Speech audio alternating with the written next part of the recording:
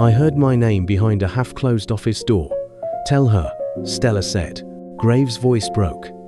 "I don't want to lose her again. I just found her."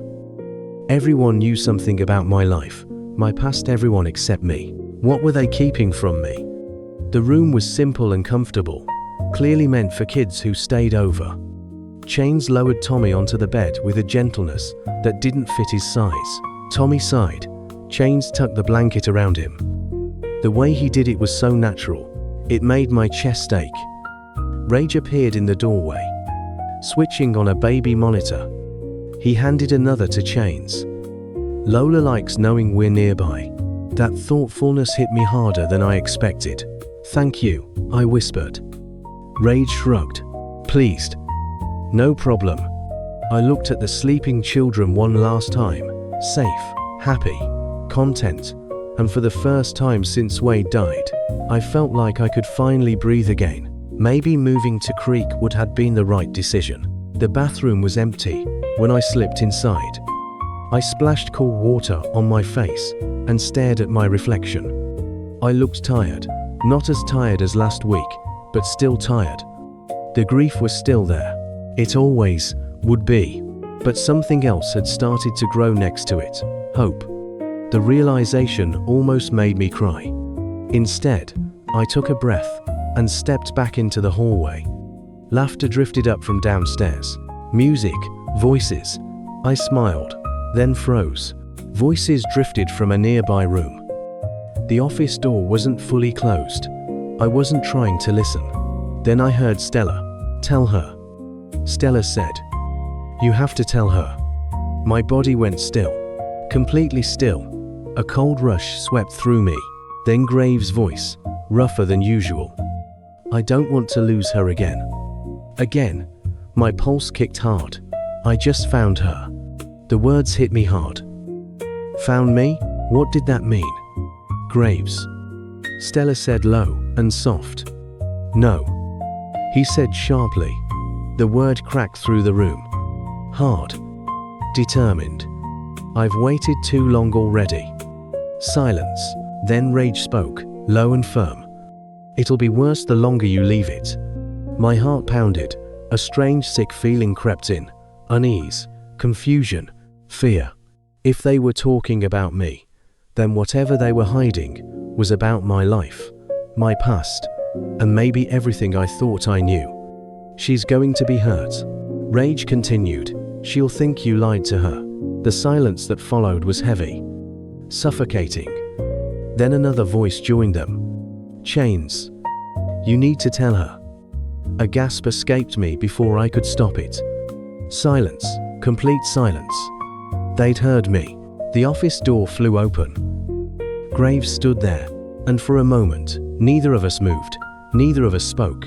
I saw it right away, the guilt, the fear, and the realization that the secret he'd tried to protect had finally reached me. "Shit." My voice barely worked. "What are you keeping from me?" His hand scrubbed across his face. "Cleo." "No." My voice shook. "I've heard the whispers. I've seen the looks. I've felt it since I first walked into that diner." Behind him, Stella, Rage, and Chains stood frozen. Uncomfortable, guilty, even but not surprised. Everyone knew, everyone except me. "What is it?" Graves closed his eyes. Then he nodded, a defeated, resigned nod. "Come inside." He moved aside for me to step into the office. "Tell me," I demanded. His gaze met mine. And for the first time since I'd met him, I saw real fear, not afraid for himself. Fear of losing something, or someone. Me. The office felt too small, too quiet. I sat opposite Graves' desk. Stella stood beside him. Rage leaned against the wall, and Chains stayed near the window, jaw tight. Nobody spoke. Finally, Graves looked at me. Those familiar green eyes. The same ones I'd seen in the mirror my whole life. "Cleo." His voice cracked. He took a breath.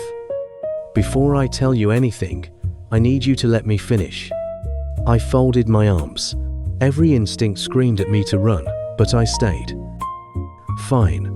His shoulders eased slightly. He looked down at his hands. I knew your mother. My chest tightened. Her name was Maria, he stated. I nodded once.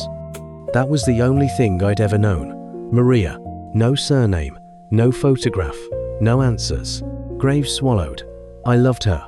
Pain flickered across his face, old, deep, and permanent. We were young. His gaze lifted. Maria got pregnant. My heartbeat stumbled. It felt slow, heavy, and loud. I knew about the baby, he said quietly. I wanted that child. The words hit me harder than they should have, because all my life I'd believed the opposite, that I hadn't been wanted. I was ready to be a father. He opened a drawer and slid a photograph across the desk. My fingers trembled as I picked it up. A young woman smiled back at me. She had honey brown hair, my nose, and my smile. She looked like an older version of me. That's Maria. After 28 years of wondering, suddenly, she was real. Maria loved you, Graves said softly. She loved you before you were even born. His jaw tightened. What happened after she left? I don't know. The admission hurt him. I wish I did. His eyes met mine. I've spent 28 years wishing I did. Pain carved through his expression. I don't know why she ran. I don't know where she went. I don't know what happened to either of you.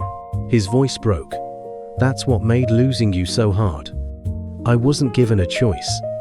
One day, I was preparing to become a father. The next day, you were both gone. The room tilted. I gripped the edge of the chair. Then Graves leaned forward. I believe you're my daughter. The words didn't land all at once. They hit me in pieces, sharp and impossible, and each one hurt. Everything points to it, he said. The timing, Maria, and... His voice softened. Those eyes.